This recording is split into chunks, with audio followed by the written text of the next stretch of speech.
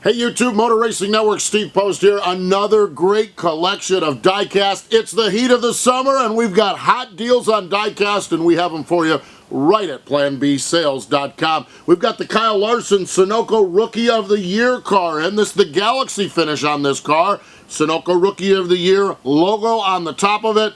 Kyle Larson in his second season now, but he was last year's Rookie of the Year, and we have that diecast car. We also have the Joey Logano Color Chrome car, the AAA Insurance paint scheme in color chrome, so we have Joey Logano's car. Now, in the 1/24 scale, those are the two NASCAR Sprint Cup Series cars we have. You fans of the Xfinity Series, we've got you covered here for the next few cars with some really, really neat automobiles. Here we've got the Mustangs, the Discount Tire Mustangs from Penske Racing. It's Brad Keselowski, and this is Joey Logano. And the really cool thing, what Xfinity does is they put Xfinity on the hood, but it's great on the back of it. You can see the name Joey Logano on the back of that car, Keselowski on the back of this one. So really neat what Xfinity Series does with the names on the back of the cars. Joey Logano's Hertz diecast car, the Xfinity Series car, the Mustang, so we have that.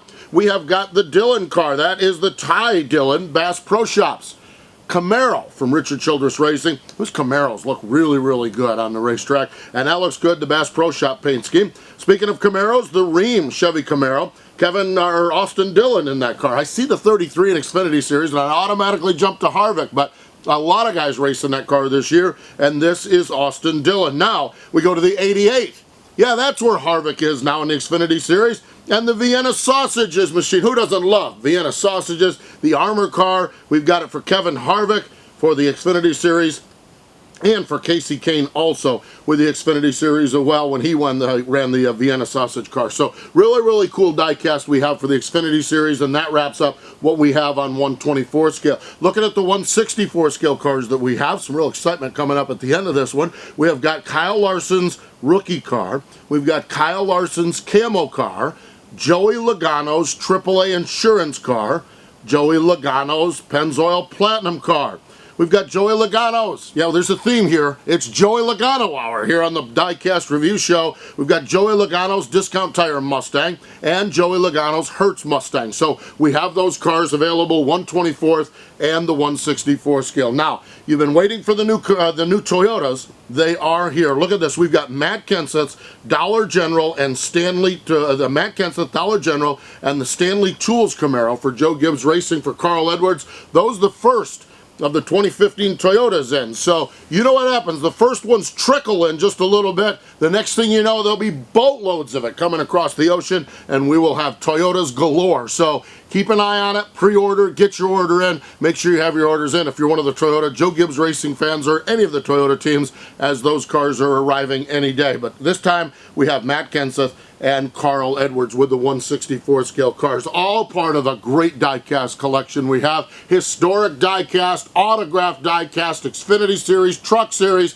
We have you covered. Even some Indy cars, dragsters, funny cars on there. I mean, it's just amazing what we have. Take a little time sometime and just punch in planbsales.com and do a little window shopping. You'll be amazed at what you see here. You know, all this diecast available at planbsales.com, but we also like to mention our dealers out across the country. They are the heart and soul, the backbone of this. So go to your local diecast store, ask them if they've got any of these cars. Make sure they're getting them from Plan B Sales and see if they have any of these cars. If they don't, then use us, planbsales.com, as your Plan B for diecast. Stay with us. We've got the post show coming up. Your questions right here on YouTube.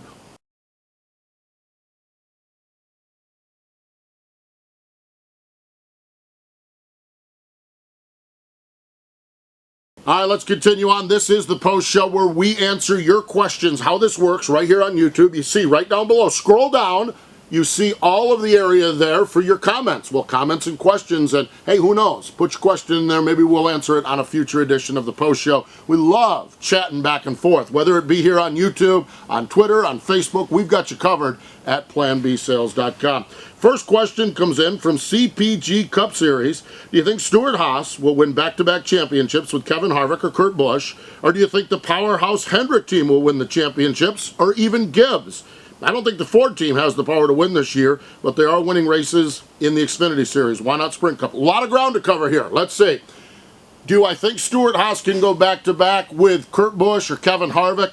I like the Kevin Harvick a little bit better, and I mean just a little bit better than Kurt Busch. The reason is they've done it before, but boy, Kurt Busch is strong as well. So I think they can go back-to-back, but the chase is such a topsy-turvy thing that a couple of bad races, and they're out of there, and someone else is running for the championship. The Hendrick camp, I think we've shown Jimmy Johnson, as forte this year, has been winning races, and we know the importance of winning in the chase. Moving on to the next round, I really like what I see with Jimmy Johnson's camp.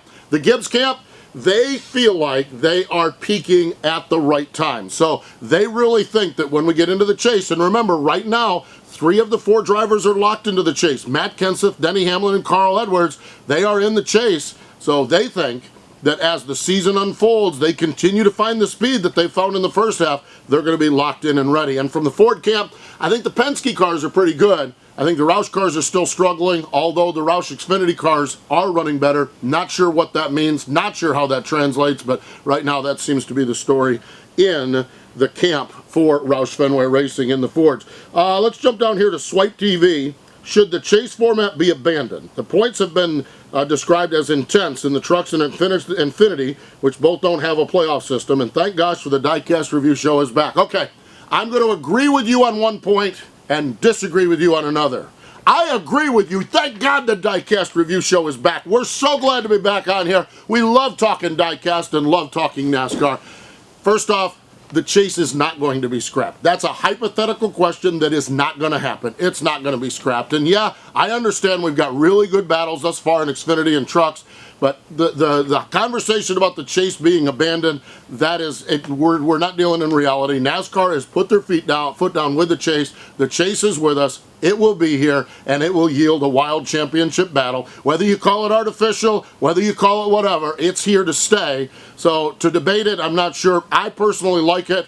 I think it's a lot of fun, but I understand folks don't care for it either. So I'm not going to agree with you on the chase stuff, but yeah, I'm with you on the Diecast review show. Let's look up here to Garrett Ramsey. It seems like the Toyotas have found speed. Do you think they have what will be contenders? Do you think they will be contenders on the mile-and-a-half tracks this year? Yes, I do. I really do. I talked with Jason Ratcliffe. He's the crew chief for Matt Kenseth. Matt's this Dollar General car right here. And I chatted with him at Kansas, which was a few weeks ago now. And he said they really felt like they've got their hands around speed on the intermediate tracks. They ran well at Kansas. Carl Edwards won the Coca-Cola 600. They've been running well across the board. So I do think that the Gibbs camp has the speed necessary to compete to win races on those intermediate racetracks. Hey, Postman, this is from Dale, 16888. What is your favorite sprint car track? Ay, ay, ay. Yes, that's my favorite sprint car track. Any of them. No, if I had to choose, because I think I love all the tracks. I think I like the events, and the Knoxville Nationals is head and shoulders above all events. Now, that all being said, there's some great racing in central Pennsylvania, some fantastic racing in Ohio, and I travel around and get to a lot of racing programs across the year. We have a lot of fun with it. Every sprint car track is great, but I have to say the Knoxville Nationals, and it's more, the track is great, but the event is great. So I have to say, if I have a favorite, I'm going way out on that limb with the biggest one. I love the Knoxville Nationals. Can't wait to get back out there in August. NASCAR 222. Juan Pablo Montoya has won on the biggest stages of IndyCar, F1, and NASCAR. Do you think he is the best all-around driver of our era? It's a great question. It's a great debate. I don't know. I mean, he's outstanding. There's no denying it. And his forte, certainly he's had great success and more success in open wheel than in the stock cars, although he's won races along the way in NASCAR racing, in the Sprint Cup Series and in the Xfinity Series. So he has had success. It's a great debate and great conversation. Best of this era, I think that you could argue Tony Stewart might be in that camp as well, because he had IndyCar success as well as more success in NASCAR, and you throw in the dirt tracks that Tony has succeeded at before he gave that up. So I don't know, and that's the great part about sports. It's a great debate. I'll give you this. Juan Pablo Montoya is one of them, that's for sure, and he deserves to be in that debate, because that cat can drive the wheels out of anything, drives the wheels off from anything, and out of them too, by the way.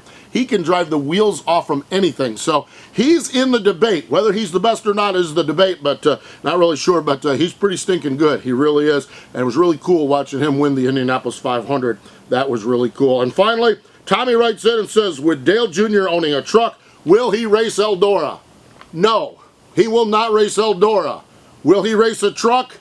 a distinct maybe and maybe even possibly. He's even hinted about it a little bit that he might run a truck. Now, I say he won't run Eldora.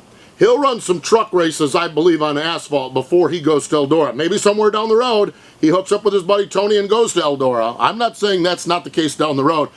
I think he runs the truck, but I think he runs on asphalt before he goes to Eldora and tries his hand up there. Just my opinion. I don't think he makes his debut at Eldora, but maybe a year or two down the road, we may see Junior slinging dirt up in Rossburg, Ohio. Really, really great. I love the questions. Questions are fantastic, so keep them coming right down below, right below us down here. Just scroll down and see what other people are asking. Pop your question in there, and we'll see. Maybe we'll talk to you and have your answers on the next edition of the Post Show. All part of the Diecast Review Show. Great cars available, great gifts, apparel, all kinds of souvenirs and collectibles, all available at planbsales.com. Thanks for joining us, everyone.